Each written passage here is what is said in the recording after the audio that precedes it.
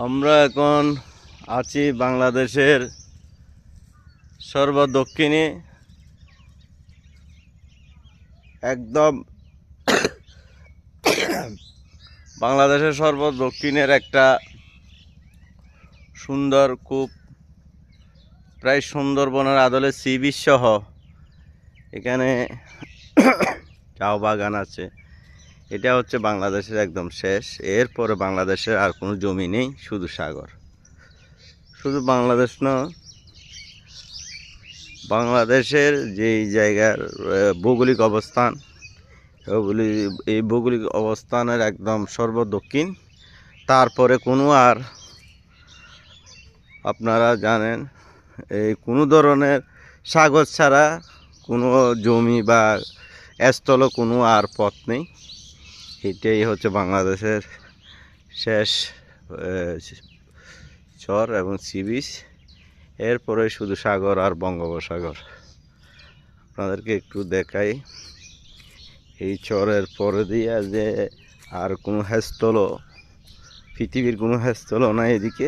এরপরে আছে সাগর, সাগরের পরে অ্যান্টার্কটিকা। এর দক্ষিণে আর কোনো হেস্তল বা জায়গা নেই।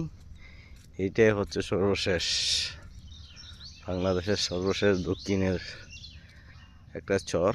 যে চরের নাম হচ্ছে চরহারাত এবং সরছড়ি নাম এবং সরহারাত নাম। এখানে ইতিমধ্যে পর্যটকদের জন্য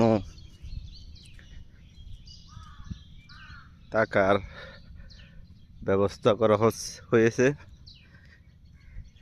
আপনার হাইকিং ইয়ার মাধ্যমে, ক্যাম্পিংয়ের মাধ্যমে। এই হচ্ছে শেষ বাংলাদেশের দক্ষিণের জায়গা। আমাদের একটা ইচ্ছে ছিল আমার, যে বাংলাদেশের শেষের একদম যে চর আছে সেই চরে যাব, ঘুরবো।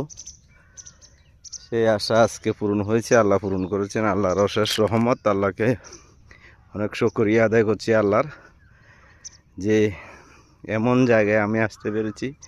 একমাত্র আল্লাহর সহায় ছিলেন বিদায় আমি এই জায়গায় আসতে পেরেছি।